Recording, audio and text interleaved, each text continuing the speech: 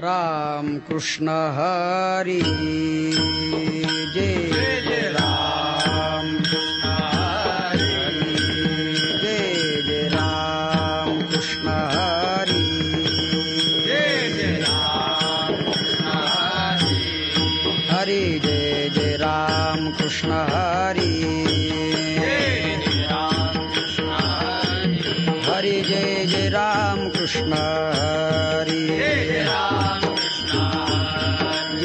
राम कृष्ण हरी जय जय राम कृष्ण हरी जय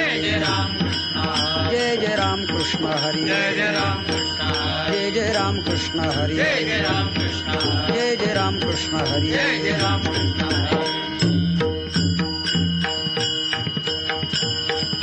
रूप पाहता लोचनी सुख झाले ओ साजनी तुहा विठ्ठल बरवा तुहा विठ्ठल बरवा रूप पाहता लोचनी सुख झाले ओ साजनी तुहा विठ्ठल बरवा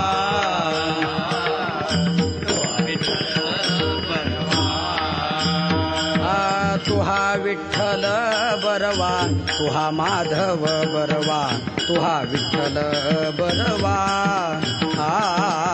तुहा विठ्ठल बरवा तुहा विठ्ठल बरवा तुहा माधव बरवा तुहा विठ्ठल बरवा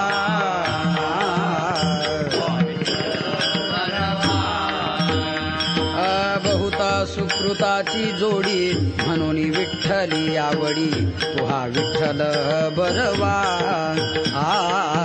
तुहा विठ्ठल बरवा बहुता सुकृताची जोडी म्हणून विठ्ठली आवडी तुहा विठ्ठल बरवा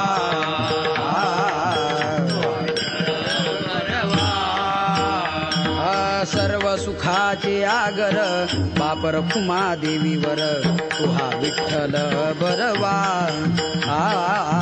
तुहा विठ्ठल बरवा सर्व सुखाचे आगर बापर खुमा देवीवर तुहा विठ्ठल बरवा तुहा विठ्ठल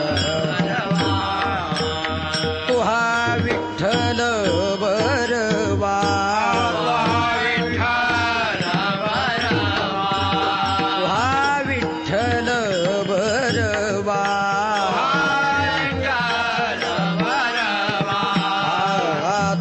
विठ्ठल बरवा तुहा माधव बरवा तुहा विठ्ठल बरवा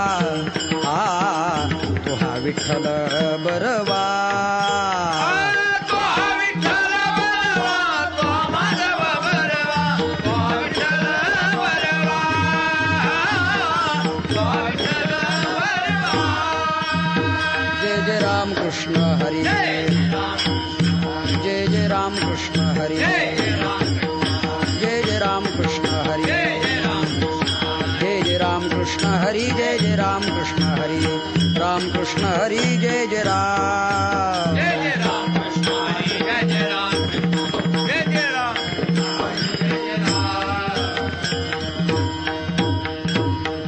समचरण दृष्टी विटेवरी साजिरी समचरण दृष्टी विटेवरी साजिरी तेथे माझी हरी वृत्ती राहो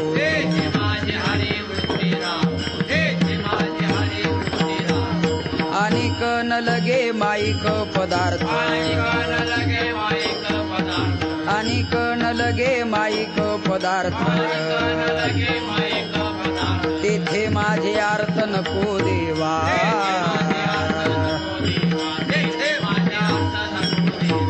ब्रह्मादिक पदे दुःखाची शिराणी ब्रह्मादिक पदे दुःखाची शिराणी तेथे चित्त झणी जडो देसी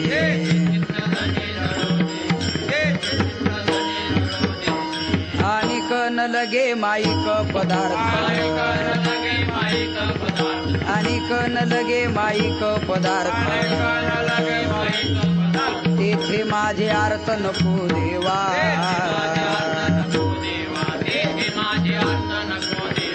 तुका म्हणे त्याचे कळले आम्हा वर्म तुका म्हणे त्याचे कळले आम्हा वर्म जे जे कर्म धर्म नाशिवंत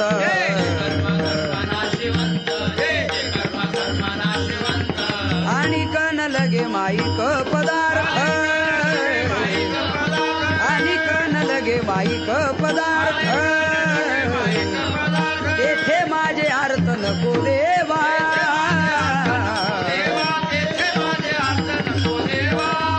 बार कुमाई जय ढोबार कुमाई ढोबार कुमाई ढोबार कुमाई जय ढोबार कुमाई ढोबार कुमाई जय ढोबार कुमाई जय ढोबार कुमाई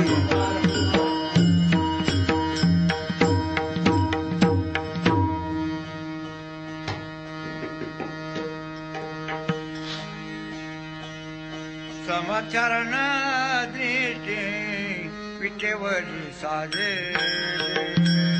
समचरण दृष्टी विटेवरी साजे समचरण दृष्टी विटेवरी साजे रे समचरण दृष्टी विटेवरी साजे रे समचरण दृष्टी विटेवरी साजे समचरण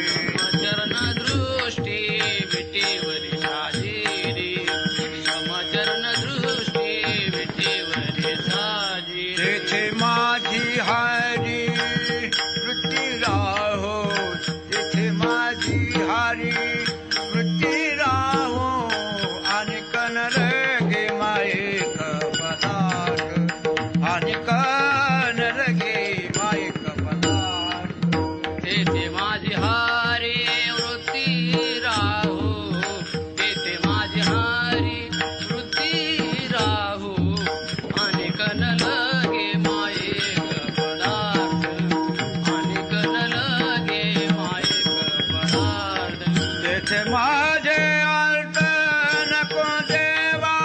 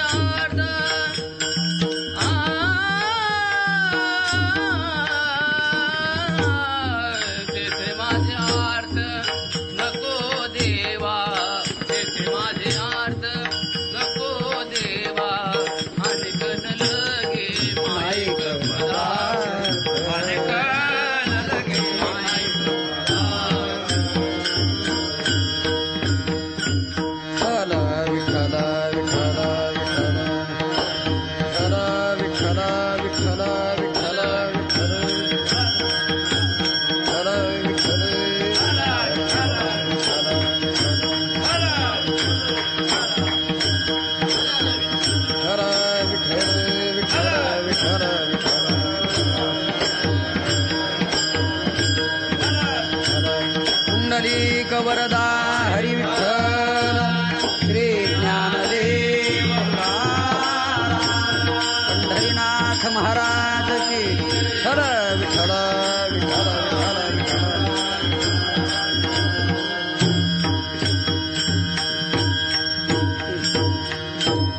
समचरण दृष्टी विटेवरी साजिरी तेथे माझे हरी वृत्ती राहो अनेक नलगे माईक पदार्थ तेथे माझे अर्थ नको देवा ब्रह्मादिक पदे दुःखाचे शिराणी तेथे चित्तझनी जडो देसी अनेक नलगे माईक पदार्थ तेथे माझे अर्थ नको देवा तुका म्हणे त्याचे कळले आम्हावरम जे जे कर्म धर्म नाशिवंत अनेक नलगे माईक पदार्थ तेथे माझे अर्थ नको देवा विठ्ठल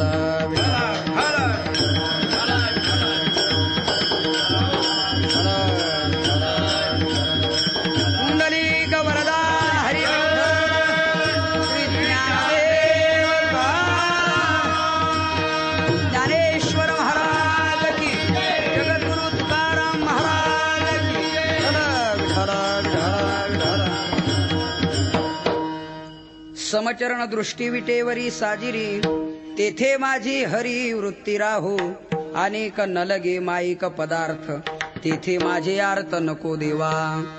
प्रस्तुत कीर्तनरूपी सेवेकरिता निवडलेला अभंग महान भगवत भक्त संत सम्राट विश्ववंदे महाराष्ट्र भूषण जगद्गुरु श्री संत तुकाराम महाराज यांचा महत्वाचा उत्कृष्ट 4 चरणाचा अभंग सेवेकरिता निवडलेला आहे. विठ्ठल विठ्ठल.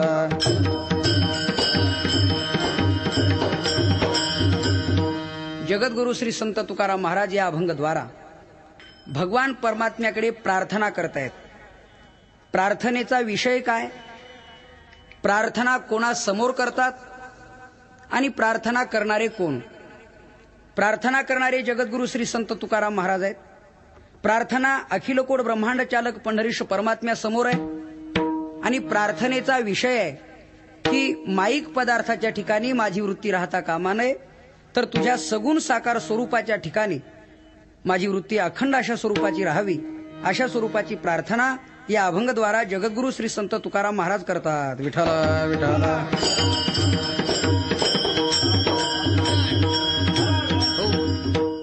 प्रार्थना करीत असताना ज्याला आपण डोळसपणा म्हणू अशा स्वरूपाचा तुकोबारायांच्या ठिकाणी डोळसपणा असल्यामुळे प्रार्थना करीत असताना ज्याच्या समोर करावी त्याच्याच समोर करतायत आणि ज्या संबंधी करावी त्या संबंधी करतायत.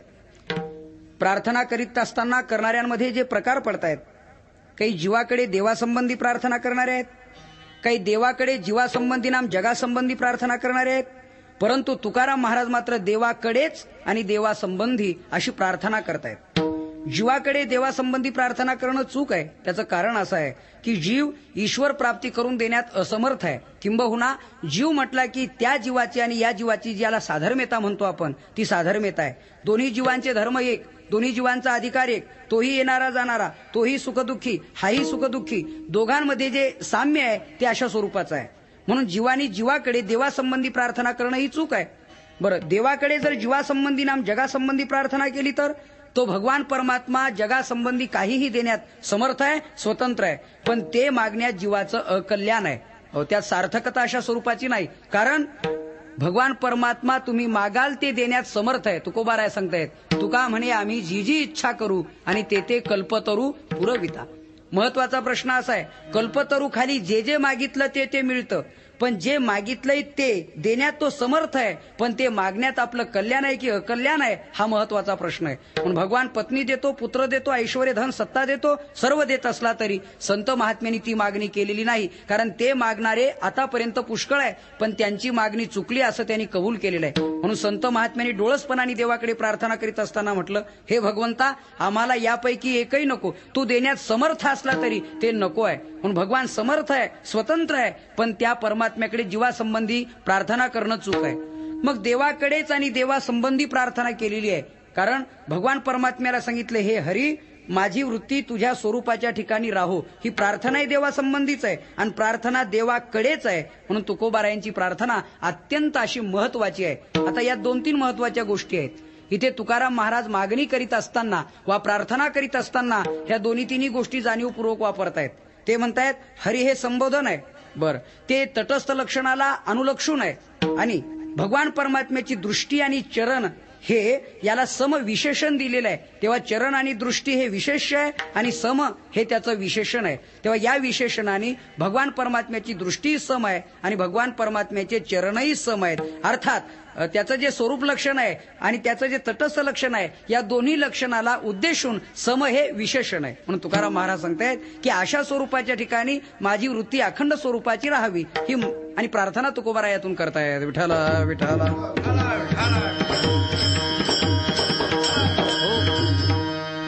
दुसरी एक महत्वाची गोष्ट अशी आहे की वृत्ती तुझ्या स्वरूपाच्या ठिकाणी राहावं असं जे महाराजांचं म्हणणं आहे, असा जो आग्रह आहे याच्या पाठीमागे दोन महत्वाची कारणं आहेत. जीवाला आत्यंतिक सुख, समाधान, शांती, आनंद पाहिजे आणि तो आनंद विषयात, भोगात नसून तो परमात्म्याच्याच ठिकाणी आहे असं उपनिषदात म्हटलंय. यो वै भूमा तत्सुखम ना अल्पे सुखम असती. भूमहा नाम आत्मा, परमात्म तत्व, इथेच आनंद आहे, सुख आहे. या विषयात वा या भोगात कोणत्याही प्रकारचं सुख नाही, आनंद नाही.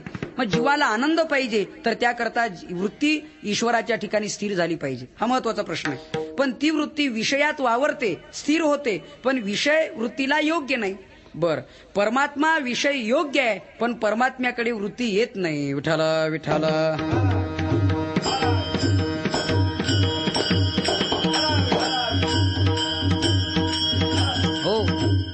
अगदी व्यवहारातलं उदाहरण असं आहे, माहेरी मुलीला राहणं बरं वाटतं पण माहेरात मुलीला राहणं योग्य नाही.